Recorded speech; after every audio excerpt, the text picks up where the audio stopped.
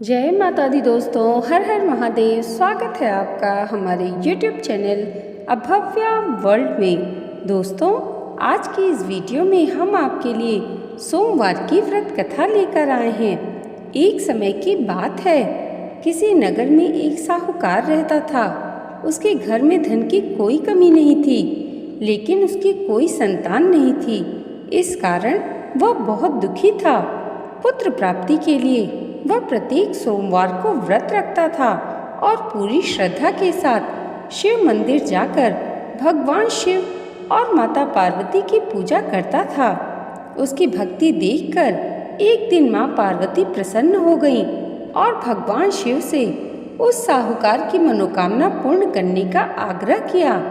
पार्वती जी की इच्छा सुनकर भगवान शिव ने कहा कि हे पार्वती, इस संसार में हर प्राणी को उसके कर्मों का फल मिलता है और जिसके भाग्य में जो हो उसे भोगना ही पड़ता है। लेकिन पार्वती जी ने साहूकार की भक्ति का मान रखने के लिए उसकी मनोकामना पूर्ण करने की इच्छा जताई।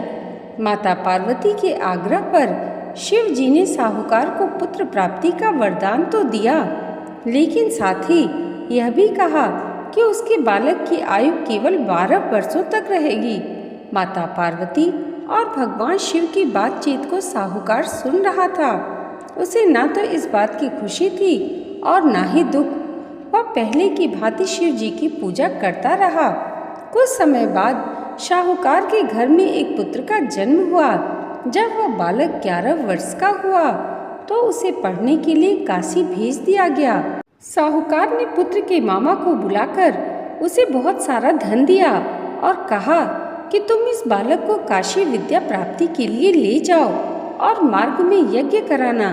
जहाँ भी यज्ञ कराओ वहाँ ब्राह्मणों को भोजन कराते और दक्षिणा देते हुए जाना। दोनों मामा भांजे इसी तरह यज्ञ कराते और ब्राह्मणों को दान दक्षिणा देते काशी की ओर चल पड़े। रात में एक नगर पड़ा जहाँ नगर के राजा की कन्या का विवाह था, लेकिन जिस राजकुमार से उसका विवाह होने वाला था वह एक आंख से काना था। राजकुमार के पिता ने अपने पुत्र के काना होने की बात को छुपाने के लिए एक चाल सोची। साहूकार के पुत्र को देखकर उसके मन में एक विचार आया। उसने सोचा, क्यों न इस लड़के को दूल्हा बनाकर राजकुमारी से विवाह करा दूं। विवाह के बाद उसको धन देकर विदा कर दूंगा और राजकुमारी को अपने नगर ले जाऊंगा। लड़के को दूल्हे के वस्त्र पहनाकर राजकुमारी से विवाह कर दिया गया, लेकिन साहूकार का पुत्र ईमानदार था। उसे यह बात न्याय संगत नहीं लगी। उसने अवसर पाकर राजकुमारी की चुन्नी के पल्ले पर लिखा कि तुम्हारा विवाह तो मेरे साथ हुआ है, लेकिन जिस राजकुमार के संग तुम जाओगी वह एक आंख से काना है। मैं तो काशी पढ़ने जा रहा हूँ। जब राजकुमारी ने चुन्नी पर लिखी बातें पढ़ी तो उसने अपने माता पिता को यह बात बताई। राजा ने अपनी पुत्री को विदा नहीं किया, जिससे बारात वापस चली गई। दूसरी ओर साहूकार का पुत्र और उसका मामा काशी पहुँचे और वहाँ जाकर उन्होंने यज्ञ किया। जिस दिन लड़की की आयु 12 वर्ष की हुई उसी दिन यज्ञ रखा गया। लड़के ने अपने मामा से कहा कि मेरी तबीयत कुछ ठीक नहीं है। मामा ने कहा कि तुम अंदर जाकर सो जाओ। शिव जी के वरदान अनुसार कुछ ही देर में बालक के प्राण निकल गए। मृत भांजे को देखकर उसके मामा ने विलाप शुरू कर दिया। संयोगवश उसी समय शिव जी और माता पार्वती उधर से जा रहे थे। पार्वती जी ने भगवान से कहा, स्वामी, मुझे इसके रोने के स्वर सहन नहीं हो रहे। आप इस व्यक्ति के कष्ट को अवश्य दूर करें। जब शिव जी मृत बालक के समीप गए तो वह बोले, यह उसी साहूकार का पुत्र है जिसे मैंने 12 वर्ष की आयु का वरदान दिया था। अब उसकी आयु पूरी हो चुकी है। लेकिन मातृभाव से विभोर माता पार्वती ने कहा, हे महादेव, आप इस बालक को और आयु देने की कृपा करें, अन्यथा इसके वियोग में इसके माता पिता भी तड़प तड़प कर मर जाएंगे। माता पार्वती के आग्रह पर भगवान शिव ने उस लड़के को जीवित होने का वरदान दिया। शिव जी की कृपा से वह लड़का जीवित हो गया। शिक्षा समाप्त करके लड़का मामा के साथ अपने नगर की ओर चल दिया। दोनों चलते हुए उसी नगर में पहुँचे जहाँ उसका विवाह हुआ था। उस नगर में भी उन्होंने यज्ञ का आयोजन किया। उस लड़के के ससुर ने उसे पहचान लिया और महल में ले जाकर उसकी खातिरदारी की और पुत्री को विदा किया। इधर साहूकार और उसकी पत्नी भूखे प्यासे रहकर बेटी की प्रतीक्षा कर रहे थे। उन्होंने प्रण कर रखा था कि यदि उन्हें अपनी बेटी की मृत्यु का समाचार मिला तो वह भी प्राण त्याग देंगे।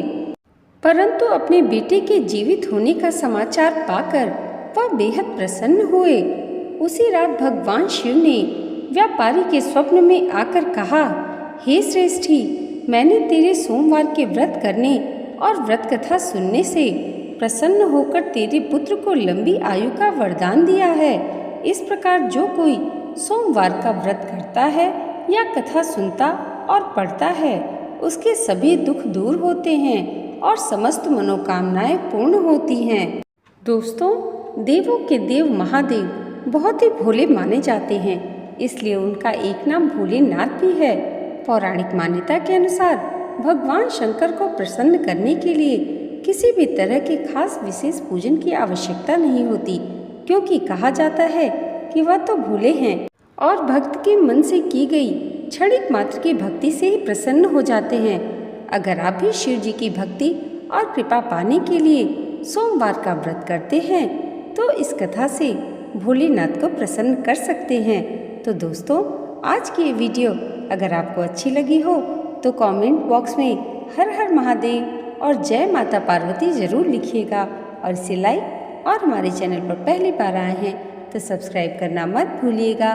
भगवान भोलेनाथ और माता रानी की कृपा आप सबके जीवन पर सदैव वैसे ही बनी रहे, इसी मंगल कामना के साथ मिलते हैं अगले वीडियो में।